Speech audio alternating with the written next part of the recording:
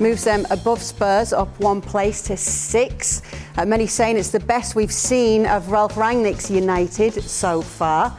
A look at the table. Manchester United 6. Next up for them is Wolves, as we now welcome in Jan Argefjortoff in Troon in Scotland this time. He's always on his travels. Welcome into the show, Jan. Great to see you. Let's get started then with that comment then, Craig. Is it the best we've seen of Rangnick's United? I thought somebody got the schedule wrong today when I walked in the studio, by the way. I looked at Shaq and I thought, Stevie's here, Shaq's here. Good to have everybody back together. It seems like a long time, but I think it's baby steps for Man United and Rangnick, and by that I mean they just need to get any kind of good positive result at the moment. Let's a bit of context. It was better, but they've played the two of the worst teams in the division in Newcastle and Burnley. But they scored goals. They were still a little open for me defensively, particularly in the first half. Burnley's big problem is they don't score goals. It was actually quite weird because their huge problem has been scoring goals, but they're normally solid defensively. And actually, they looked like a threat going forward, but they were all over the parish defensively. So it was a strange performance from them. But in terms of United and Rangnick, he made some changes. Some were forced, some were not, which is what we talked about. Big decisions have to be made. And they got some goals at home. So that is a positive. But the context is, it was 2 games against Burnley and Newcastle. But a win's a win at the moment. Is there a case to be made that Bruno Fernandes not in this team could make them, not in the starting lineup actually, is a better Manchester United? Or can you not read too much into it, given I don't the think opposition? You can't read into what we saw today.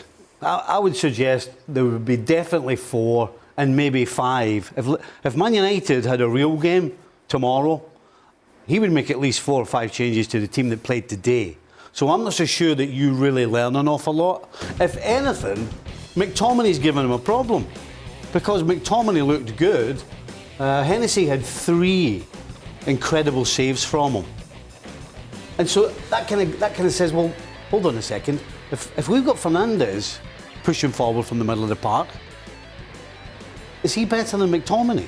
Because I don't remember the last time Fernandes was having shots at goal like that. So you might have actually asked the question as opposed to getting some answers here, because there's no way Matic is going to be the man sitting in front of the back 4 either. I think the challenge with including Bruno Fernandes is having him operate from a wide area in an attacking sense and then asking him to defend. Neither of those are really where he's at his best, but this is Rangnick's preferred formation, this 4-2-2-2, and it doesn't suit Bruno Fernandes' skill set. So especially if you want to play the 2 up front, and especially if it's Ronaldo and Cavani, where do you get the best out of Bruno Fernandes? And that's the challenge. It's not about the player, but more the formation. Jan, did you notice any slight changes in the formation today? No, not so much in the formation, but I think what Craig's saying that they had to win a football game. But it's quite interesting that Ralf Rangnick, he comes with a brand of being this tactical professor, doing all that kind of formation change and everything. But the main thing that he's talked about now is body language. And after the Newcastle game, and he said the intensity. And today, after the game, he talked about the second ball. So it's nothing to do with the Ralf Rangnick. We know we're gegenpressing and they have to finish and get the ball in 8 or was it 10 seconds and all that kind of stuff. So I think that will take time. Having said that, if you look at the table now, they are 4 points away and 1 game in hand of the 4th place, which is, I think, maximum what they can get this season. And in the next 7 or 8 games, they're not playing the best opposition before they have a local derby against Manchester City. So I still Ralf Rangnick will have the opposition, but his problem is that he has to practice in games. And that is not the full strength of Ralf Rangnick. He loves to work with the players on the training pitch. And when you take over a team just before Christmas, you don't get that time. But I just want to end on that one, that after Ole Gunnar went, they have now 8 games without a loss. But I don't think the way they're playing has changed so much. I think this is more or less the same Manchester United that we've seen all season. How much can you take away then from what it is? Or do you look at it and say, OK, you've ended 2021 on a high, you can progress forward and this is a good way to do so into the new year? I mean, I don't really know what we're going to take away. I mean, what we're taking away is there's going to be still going to have to be a lot of changes at Man United for them to reach the levels that Liverpool and City in particular have reached. the longer Ralf Rangnick's in, when they start to play better teams, we might get a better gauge. But they just needed to get a win, because we've had a week where they played horribly at Newcastle. Should have been beaten probably.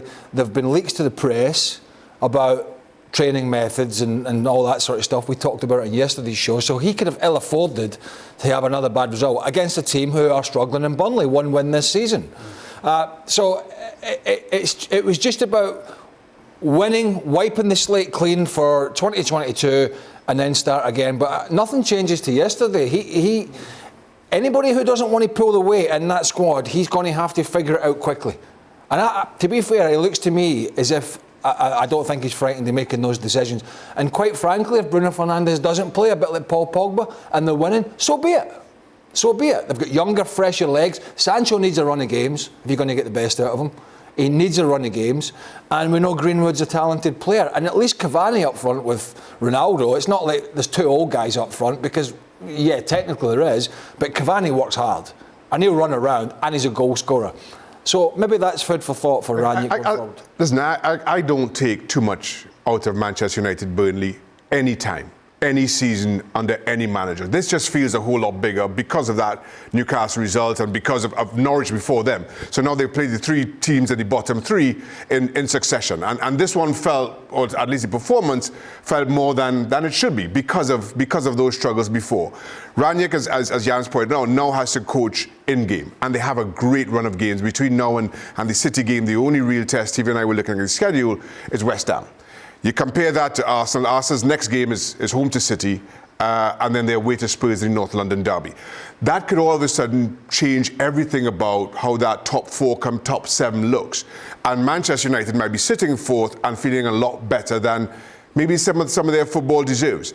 But between now and March, he's got 2 full months of games that are testing but very winnable to get this right. Because despite the result against Burnley, it's Burnley. I think one of the worries I would have for them is, the cornerstone of this team this season was supposed to be the Varane-Maguire partnership, right? That was where it was going to start.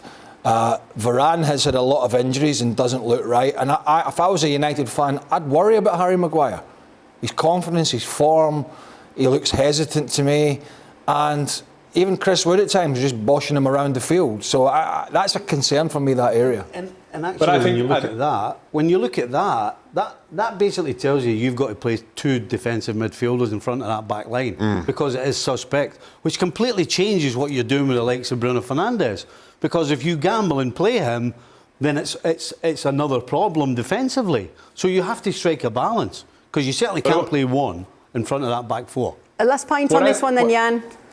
Now, just thinking of the things that Rangnick has pointed at in the media. He's very open in his press conference. He talks about everything. That is the Rangnick way. He likes to be open about everything.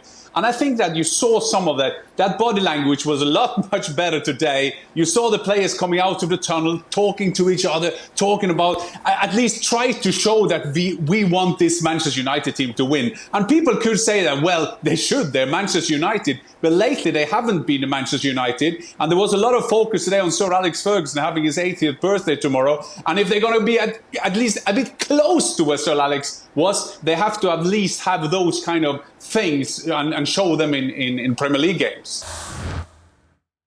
Well, thank you very much for watching ESPN on YouTube. For more sports highlights and analysis, be sure to download the ESPN app. And for live streaming, premium content, and let's not forget as well, ESPN FC 7 days a week. Subscribe to ESPN Plus.